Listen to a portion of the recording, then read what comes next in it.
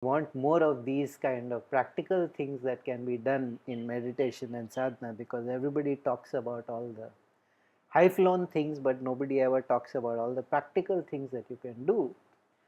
So please do a few more talks like this about things you can do in your normal life that will keep your consciousness at the higher level vibration. And so those 7 tips I gave are very, very nice personal ones, but this is today what I want to talk about is something larger, something more meta level, something more impactful. And I really wish I had known of this when I was a young person, because it would have transformed my life.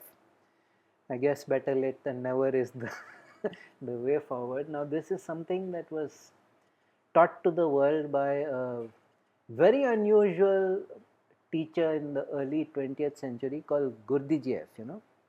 He was a Russian. He was a very strange kind of man. He had traveled all over the world. He was bald, piercing eyes, walrus mustache, exceedingly odd kind of person. But he was one of the greatest teachers in the spiritual domain that the world has seen.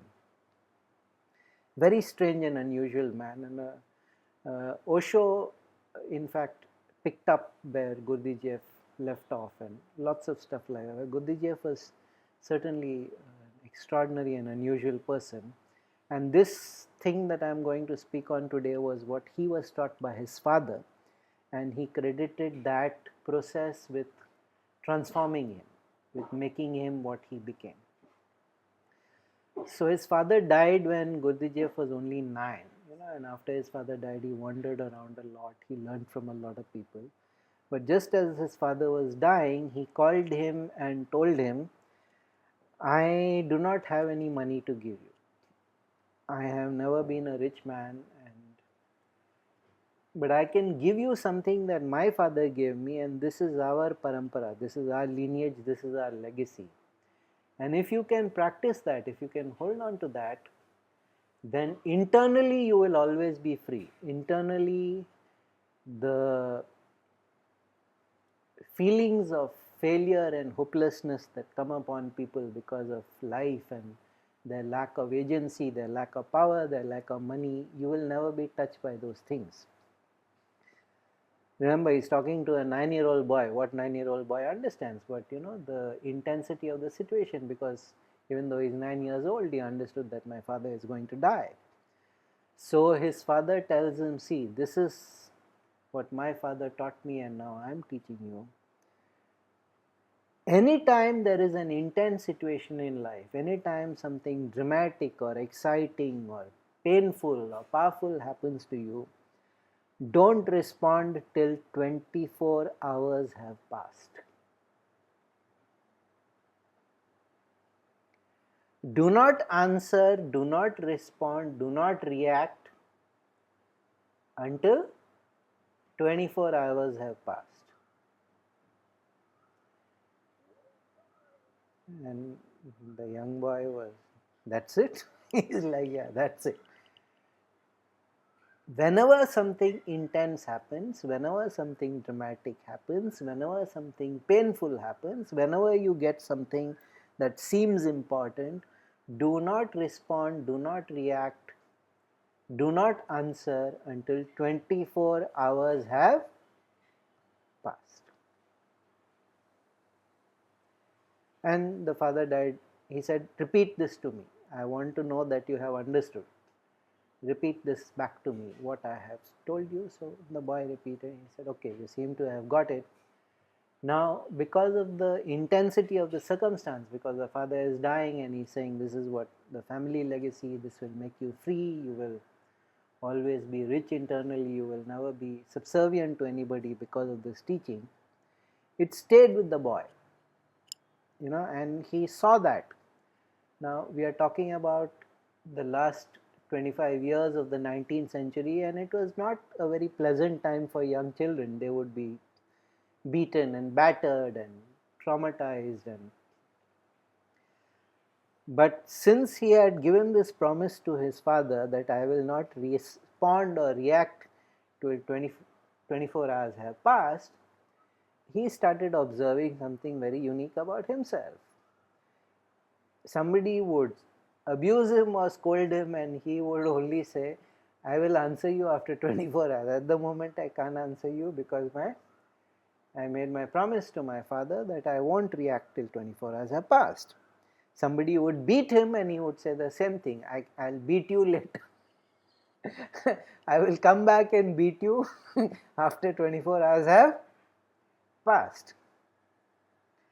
And he observed something spectacular happening within himself. He observed that when that actual process is going on, if he had reacted, he would have reacted from his pain, he would have reacted from his anger. Since he was not allowed to react, he could do nothing. He could experience it, and very soon he realized that not only was he experiencing it, he was witnessing it almost as if it was happening to somebody else. Because for 24 hours I cannot respond to this. I cannot retaliate, I cannot react, I cannot answer.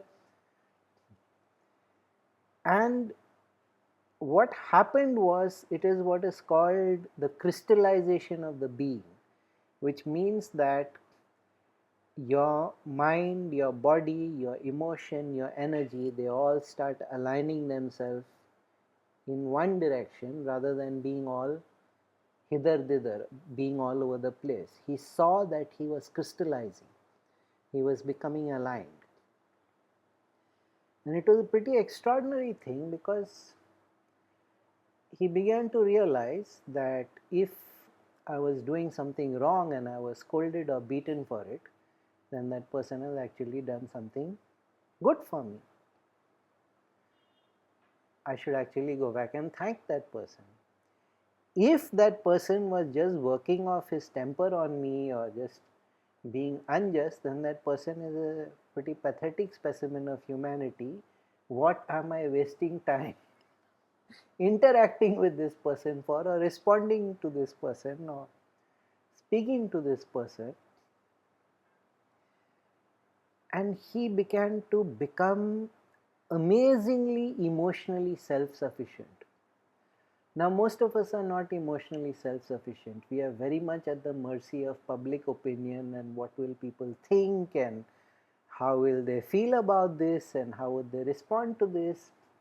And he started becoming completely free of that whole desire to please people or to retaliate. He discovered that what his father said was right. I am becoming more and more free internally. I am not responding in any way to conditioning, because I had 24 hours to think about it, 24 hours to ponder over it, 24 hours to allow it to digest, 24 hours to allow it to work out. Even if he got a letter, he would read the letter and then he would not write the reply, unless it was something that he would not write the reply. He would 24 hours. In 24 hours, whatever is really important in the letter gets replied to, not whatever are the trigger words, whatever are the words that made him angry or made him upset. And since it started so early, it started when he was 9 years old. Since it started so early, within a decade, his entire internal consciousness had shifted. His entire way of functioning in the world had shifted, because it was no longer a stimulus response.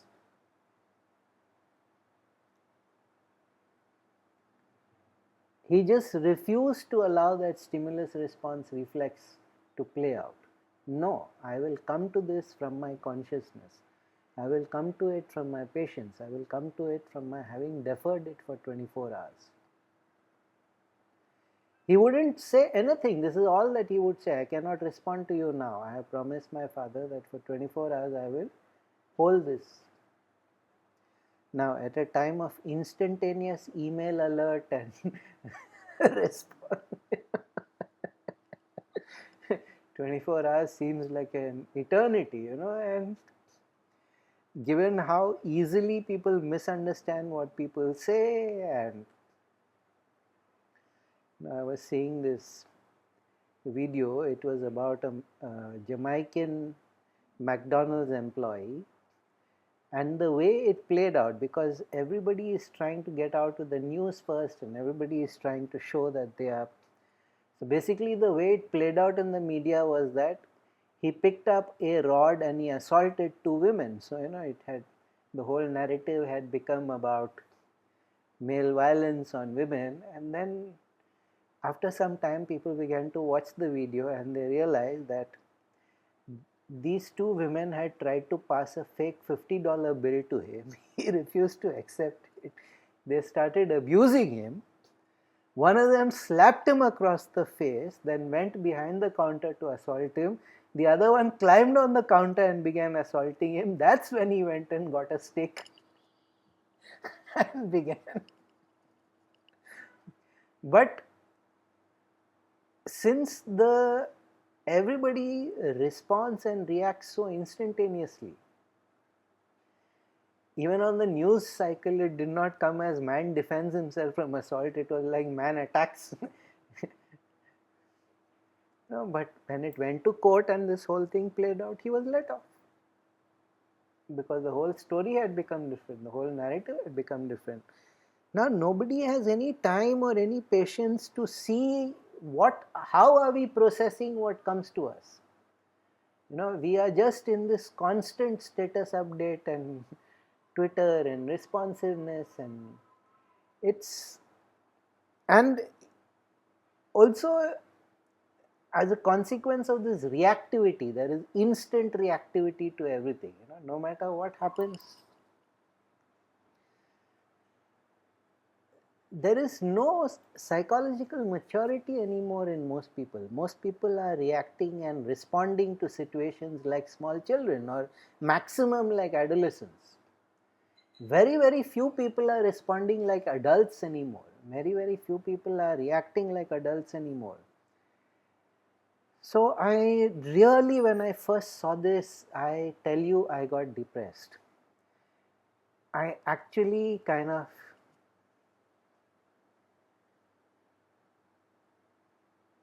okay. Why was this not told to me earlier? Why was this process? And it was the foundational process. Now, he was a man who invented all kinds of new and unique. Gurdijieff, he invented all kinds of new and unique processes in sadhana, ways of transforming people, ways of transforming consciousness.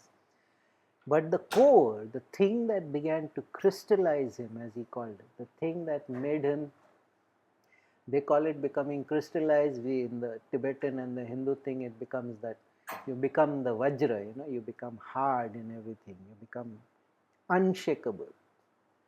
You become so centered that you are unshakable. And he called it crystallized. And that centering process was this one rule: I do not respond until 24 hours have passed. Now, it would help in so many ways if we could, though of course it normally gets people very irritated. I have just said something important and you're not answering. No, after 24 hours. So I started experimenting with this and I found, man, it makes an immense difference. Because we are so conditioned to feel that the strong emotion must be responded to, must be dealt with, must be answered, that we don't realize sometimes that just letting it be for 24 hours can give you a completely different perspective. That you may no longer feel, or something might pile up on top of you. A whole string of things have happened that day, lots of disappointments, lots of frustrations, lots of blocks, and then some emotional thing is piled on that, and then the person cannot see that you are responding from all the events of the day. They can only see that, I said this. What a disproportionate response, what an insane human being. Whereas if you have that 24-hour rule, now it's an easy rule. It's one of those simple but difficult things, it's very simple and it's extremely difficult to do. because you have to catch yourself. You have to catch yourself. So it's one of the most fundamentally great awareness training things. You have to catch yourself. No, I cannot respond to this. No, I cannot answer this. No, I cannot react to this. Especially if you are angry, especially if you are all worked up, especially if you are all, all excited. No. And this was the core for all what he used to call, his process he used to call the work. Whatever guided his work, this was that whole core. This one simple process was the foundation stone, the Adarshila of his entire transformatory things. And it kind of created a revolution within me also. And I had discovered this quite recently, even though I had done a lot of work on Gurdijieff and everything. This story was, somehow it had not stuck in my consciousness. And it really makes a difference, because so much of what we consider to be important is actually transient. So much of what we consider, and so much of what we consider to be an authentic and truthful reaction, is just our anger and our frustration and our irritation and our sense of feeling weak and helpless against the world. It is not who we actually are that is responding. It is all our conditionings, it is our social situation, it is our social experiences responding. For an authentic response, it takes time. So this delay that he created as a habit, it is what finally made him free. And he was just an extraordinary teacher. He was a person who could, just looking at, even today if you look at it, it's been over a century. If you look at his pictures, you are just, this is not a common person. This is an extraordinary guy. We can all practice, I think, with lots of profit. Of course, there are certain situations where you may need to answer, but getting to that, I would say don't make that exception, because if you make that exception once, then you start making that exception again. And the 24-hour period is important, because most people will sleep sometime during that time, sometime during the 24 hours, and things always look different after you've slept. So I think part of it was just to let you to sleep on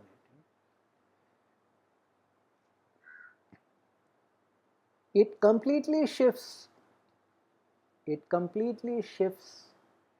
your reactions to things. It completely shifts your approach to things.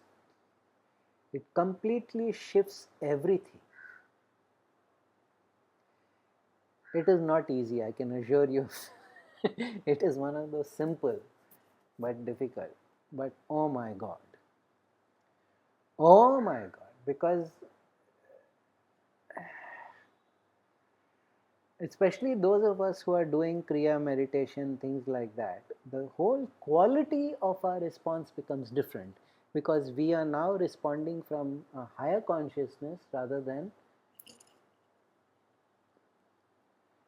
So really you start becoming very free, it is true. You start becoming very, very free, because you are no longer under the control of the external environment. You are no longer under the control of the stimulus. Your response can be a creative response. It does not have to be an automatic response. You are no longer, the bell has rung and the dog is salivating. It's no longer Pavlovian. You can actually respond creatively. So fact of the matter is, human beings, because of their environment, because of their culture, the nature of the culture, the nature of the society, the nature of the family, the nature of the upbringing, none of us really have authentic responses to anything. And large parts of sadhana, large parts of spiritual processes are just helping people to disidentify with all these conditionings. The social conditioning, the familial conditioning, the gender conditioning, Because even that response to that McDonald's employee, it was a whole narrative of male violence and female victims, but the whole story turned out to be something completely different. Because everybody was functioning from their conditioning, everybody was functioning from their givens, everybody was, and most of sadhana is not about transforming you. Most of sadhana is just freeing you from all these things, all these hooks. Most of sadhana is just allowing you to discover, who am I actually? Separate from my name and my culture and my tradition and my family and my environment and the social norms and the social status, and if you take all that away, who are you? And most of us don't have a clue.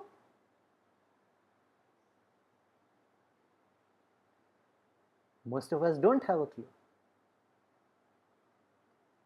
So Gurdijieff, of course, he was tremendous at doing that. He would actually cause nervous breakdowns in his people. He was like, whatever, like, you think you're going mad. No, you are actually mad at the current moment. I'll cause a complete mental breakdown in you, and then I will assemble you in actual sanity. So he was very famous for causing complete collapses, nervous collapses in his people. He was saying, none of this is you. None of this is truthful. None of this is authentic. This is all bullshit you picked up, and you're just putting it on me. And he had that tremendous nose for that. So, but this was the core, this was the beginning, this was what started transforming. And he was, now of course, you don't want a 9-year-old boy to be an orphan, but if the intensity of the experience was what made it stick and transformed it. So, okay, we are not 9 anymore, but we can start from today at least.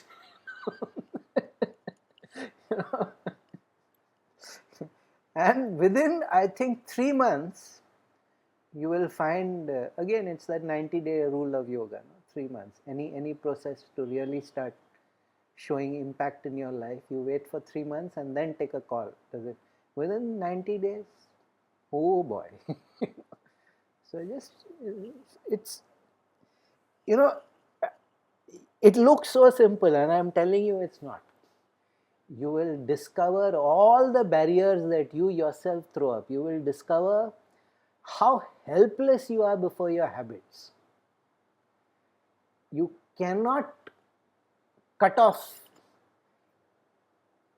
There is stimulus, I will respond. And what he was saying is, no, you have a choice. You don't have to respond.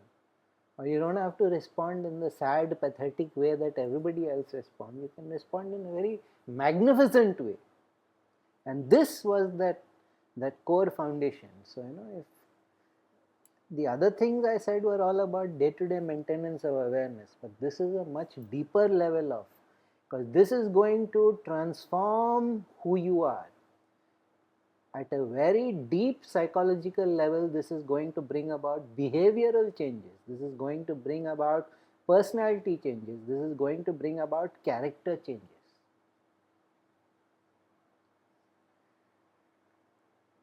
All three of which cause great anxiety in people. Because it's so much easier to, in India, children grow up hearing, less nowadays, but it's still there. That's not who we are. That's not our kind of family, that's not our kind of caste group or language group, or it is them. They are like that. We are not like that. You're done. There's basically a large fence around you now, and within the parameters of that fence, and what Gurdijieff was doing was, he was just breaking down all those fences. And this one thing of 24-hour rule, He used to call it the 24-hour rule of response. The rule of response. You have to wait 24 hours before you can respond. Do it.